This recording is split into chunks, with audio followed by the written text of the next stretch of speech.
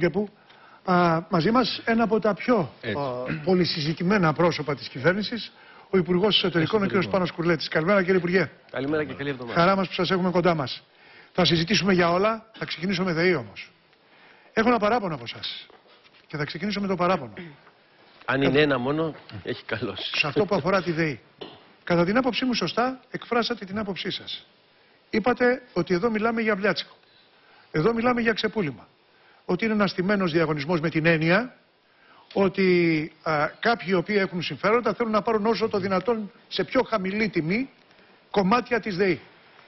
Αλλά στο τέλος είπατε ότι επειδή ανήκετε σε ένα συλλογικό όργανο θα πειθαρχήσετε στην απόφαση του οργάνου, το οποίο όργανο θα είναι η Κεντρική Επιτροπή του κόμματός σας, θα είναι το Υπουργικό Συμβούλιο και θα ψηφίσετε με πόνο στην καρδιά, όπως και άλλοι έχουν πει, με σφιγμένο στο μάχη, με πόνο στην καρδιά, θα ψηφίσουν μέτρα με τα οποία διαφωνούν. Κύριε Υπουργέ, δεν λογοδοτείτε στο συλλογικό όργανο του κόμματός σας. Δεν λογοδοτείτε στο Υπουργικό Συμβούλιο της κυβέρνησής σας. Λογοδοτείτε και στον ελληνικό λαό. Όταν λέτε στον ελληνικό λαό, μένα δεν με αφορά τι λέει η Νέα Δημοκρατία ή τα υπόλοιπα κόμματα της αντιπολίτευσης, να το πάρω προσωπικά. Όταν εμένα μου λέει λοιπόν ένας υπουργός ότι ξέρεις Παπαδάκη είναι στημένο το παιχνίδι και θα μας πάρουν τον εθνικό μας πλούτο, μπυρ παρά.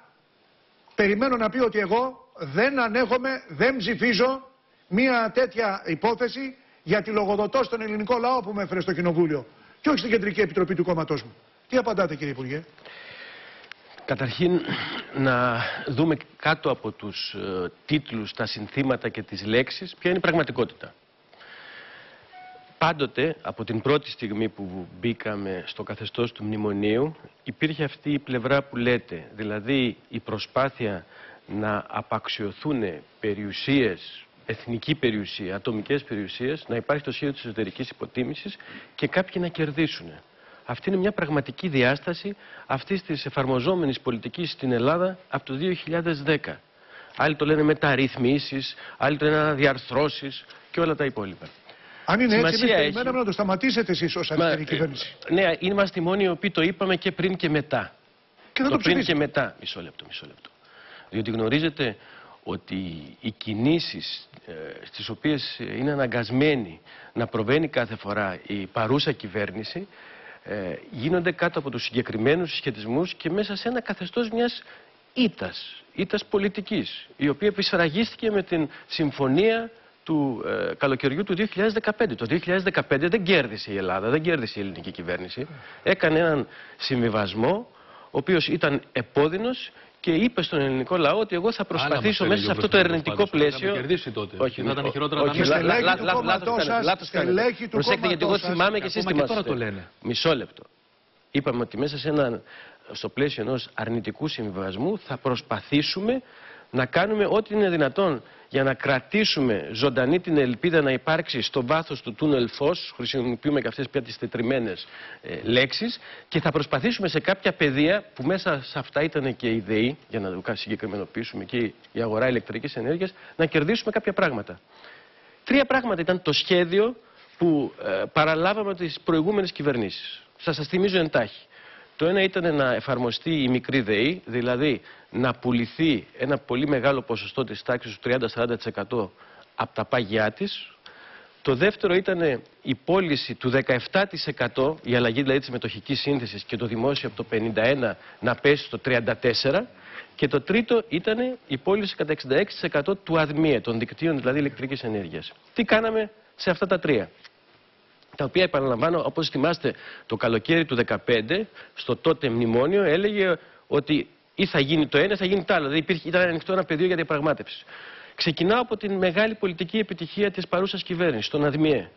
Κατορθώσαμε και σώσαμε τα δίκτυα. Υπάρχει ένας πια διασφαλισμένος δημόσιος χαρακτήρας των δικτύων και αυτό είναι κάτι το οποίο θα το νιώθουν και θα το αισθάνονται οι επόμενες γενιές. Εμείς νιώθουμε όμως και το λογαριασμό της ΔΕΗ, κύριε Υπουργέ, που για την ΑΔΜΙΕ, για την ΑΔΜΙΕ πληρώνουμε τα μαλλιά της κεφαλής μας.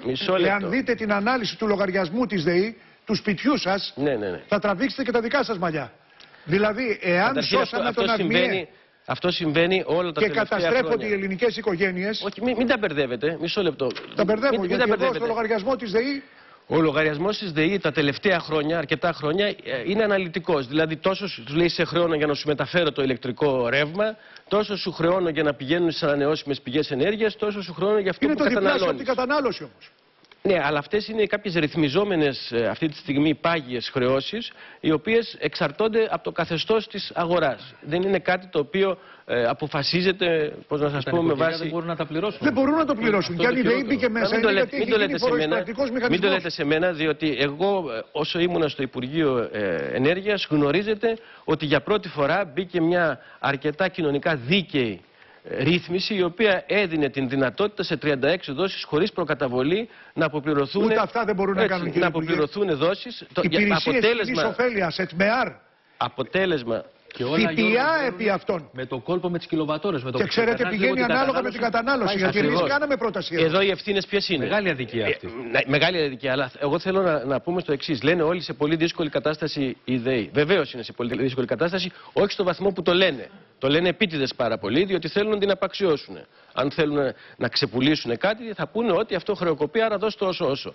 Αλλά όταν παραλάβαμε τη ΔΕΗ, ήταν φορτωμένη με 5 δισεκατομμύρια δάνεια από τις προηγούμενες κυβερνήσεις. Τα οποία πού είχαν πάει? Και τώρα έχουν φορτωθεί 3 δισεκατομμύρια χρέη από τους πολίτες. Μισό λεπτό. Ούτε αυτό είναι σωστό το νούμερο.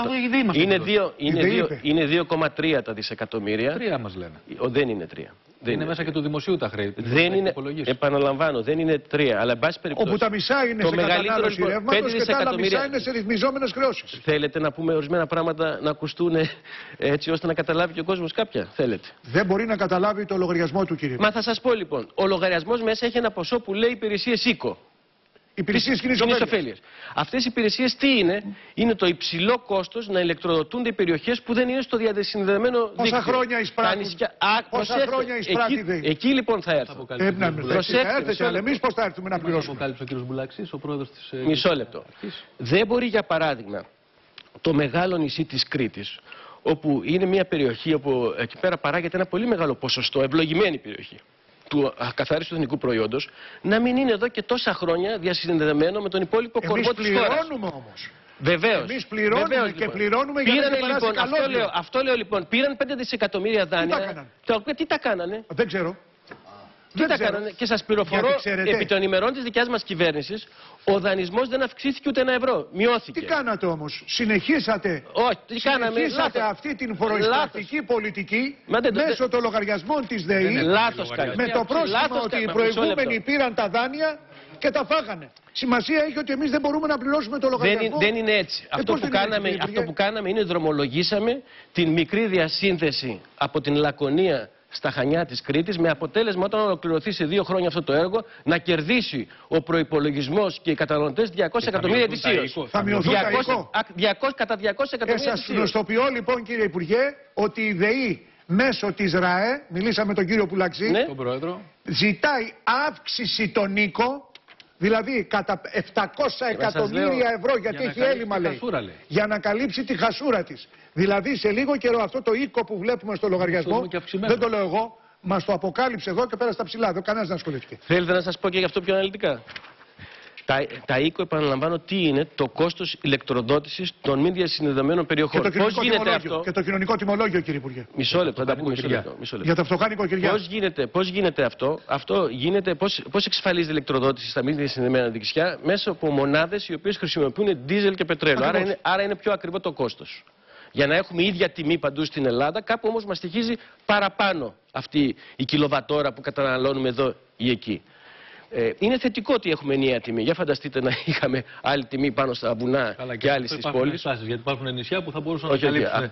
Αυτό είναι κάτι το οποίο το έχει λήξει από τη δεκαετία του 50 η Ελλάδα. Γιατί πληρώνουμε και τις ανανεώσιμες πηγές ενέργειας που μπορούσαμε ή με την αιωλική ενέργεια. Έτσι, είναι το ΕΤΜΕΑΡ. Θα μπορούσα να δει όλα αυτά τα χρόνια. Εκμεταλλευόμενοι αυτό το φυσικό καλό που έχουμε σε αυτόν τον τόπο, αέρα, ήλιο και νερό. Θα μπορούσαμε λοιπόν να είχαμε εκμεταλλευτεί αυτά τα στοιχεία της φύσης και να μην χρειαζόταν να πληρώνουμε τα μαλλιά της κεφαλής μας. Όπως γίνεται για παράδειγμα στην Κύπρο. Γιατί δείξαμε, κύριε Υπουργέ, και ένα λογαριασμό από την Κύπρο. Προσέξτε, και αυτό που λέτε δεν είναι ακριβώς έτσι. Γιατί δεν είναι? Διότι τώρα πέσατε σε έναν άνθρωπο που το ξέρει λίγο καλύτερα. Πού πάνε τα λεφτά από τις ανανεώσιμες πηγές ενέργειας? Στους επενδυτές, ιδιώτες που κατέχουν ανανεώσιμες πηγές ενέργειας. Και αυτοί διαμαρτύρονται ότι δεν παίρνουν τα λεφτά. Είναι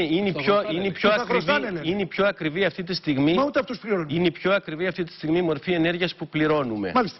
Και μάλιστα είμαστε υποχρεωμένοι να την καταναλώνουμε πρώτα από όλους. Και αυτή είναι μια πολιτική που ισχύει συνολικά στην Ευρώπη. Το ερώτημα, γιατί ο Πάνος Κορλέτης...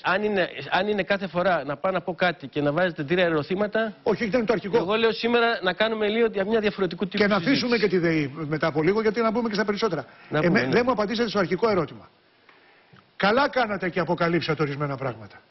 Κατά την άποψή μου. Όχι αποκαλύψατε. Και δείξατε και μια συνέπεια. Η συμφωνία. Καταρχήν, εγώ τα λέω αυτά από την πρώτη μέρα. Εγώ τα λέω αυτά από την πρώτη μέρα, δεν τα ανακάλυψα τώρα. Που είχε σαν αποτέλεσμα τον ανασχηματισμό σας. Βέβαια πήγατε στο πρώτο τιτάξη Υπουργείο. Ενώ ο κύριος Φίλης εγκατέλειψε την κυβέρνηση όταν του είπανε θα φύγεις από το Υπουργείο. Τον ανασχηματισμό δεν τον κάνετε εσείς ούτε εγώ. Ούτε εγώ, τον κάνει ο Πρωθυπουργός. Μάλιστα. Εσείς λοιπόν, γιατί λέτε ότι θα πιστείτε από τις αποφάσεις των συλλογικών οργάνων του κόμματός σας, ενώ έχετε ενημερώσει τον ελληνικό λαό ότι ξεπουλιέται η ΔΕΗ? Δεν έχετε μια υποχρέωση απέναντί μας? Βεβαίως, και η υποχρέωση όλων μας είναι να μιλάμε με αλήθεια και με πραγματικά στοιχεία. Είσαστε υπουργός, κύριε Υπουργέ. Και αυτό κάνει αυτή τη στιγμή η παρούσα κυβέρνηση. Δεν το κάνει η παρούσα κυβέρνηση. Αυτό κάνει η παρούσα κυβέρνηση. Και σας κατηγορήσανε εμέσως πλην σαφώς συνάδελφοί σας εδώ. Λάθος κάνετε. Ότι δεν πρέπει να είμαστε προσεκτικοί. Λάθος κάνετε. Όχι λάθος, σας υπενθυμίζω την χθεσινή ανακοίνωση. Δεν πιστεύανε, λέει, αυτά που είχατε πει σε άλλο κανάλι. Δεν το πίστευαν. Λέει, δεν τα ακούσαμε, δεν μπορούμε να τα Εγώ δεν τα άκουσα αυτό. Αλλά εν πάση περιπτώσει σας υπενθυμίζω από την προχθεσινή ανακοίνωση του Σαββάτου το πρωί της πολιτικής γραμματείας του ΣΥΡΙΖΑ, που ακριβώς μιλάει για την προσπάθεια να διαφυλαχθεί ο δημόσιος χαρακτήρας της ΔΕΗ. Σας είπα όμως, εμένα με έχετε ενημερώσει ως ένα πολίτη. Αυτή η προσπάθεια γίνεται αυτή τη στιγμή. Αυτή η προσπάθεια γίνεται. Προσπαθώντας τις αρνητικές επιπτώσεις μιας συμφωνίας ετεροβαρούς να τις μειώσουμε.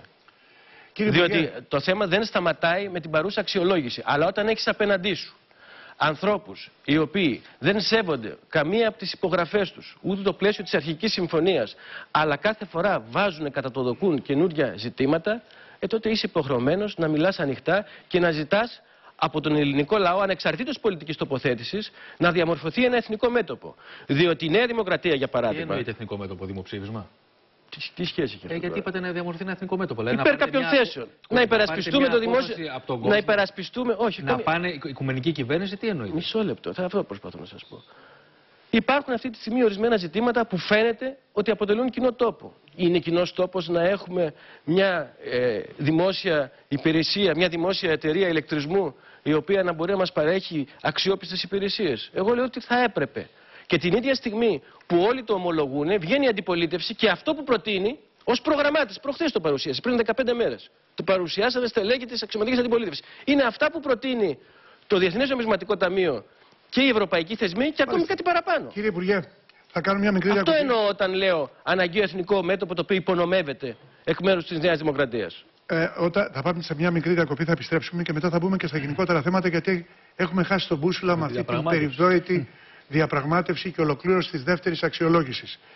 Και πραγματικά, επειδή τα στελέχη της κυβέρνησης κατά καιρούς λένε πράγματα τα οποία δεν μπορούμε να αντιληφθούμε, θέλω να μου πείτε αν έχετε την ίδια άποψη. Όπως είπα, παράδειγμα, ο συνάδελφός σας, ο κύριος και σύντροφός σας, ο κύριος Μπαλάφας, ο οποίος είπε ότι το 2015, στις εκλογές του καλοκαιριού, ξέραμε πολύ καλά ότι θα πέσει άγριο τσεκούρι στις συντάξεις και στο αφορολόγητο. Το αφορολόγητο το οποίο, όπως λέει ο κύριος Παπαχριστόπουλος μετά την ενημέρωση που είχε από τον κύριο Τσακαλώτο, θα φτάσει στα 5.600. 5.600 για ένα εργαζόμενο στο ιδιωτικό τομέα. Ξέρετε τι σημαίνει, κύριε Υπουργέ? 400 ευρώ το μήνα μεικτά. 400 ευρώ το μήνα μεικτά. Δηλαδή 320 ευρώ καθαρά. Όποιος παίρνει δηλαδή 410-420 θα πληρώνει φόρο. Αν το αντέχει η αριστερή σας συνείδηση, γιατί θέμα αριστερής συνείδησης δεν είναι μόνο να προφυλάξουμε την εθνική μας περιουσία, αλλά και αυτούς τους ανθρώπους, τους πολίτες που μένουν σε αυτόν τον τόπο. Είτε έχουν ψηφίσει ΣΥΡΙΖΑ, είτε Νέα Δημοκρατία ή όποιο άλλο κόμμα. Γιατί εμείς δεν τους ξεχωρίζουμε. Αμέσως μετά θα έρθουμε στα γενικότερα θέματα και επειδή δεν φοβόσαστε να απαντήσετε, το γνωρίζω πολύ καλά, θα ανοιχτούμε και σε αυτά. Λοιπόν, ένας από εσάς τη Μεγάλη Τετάρτη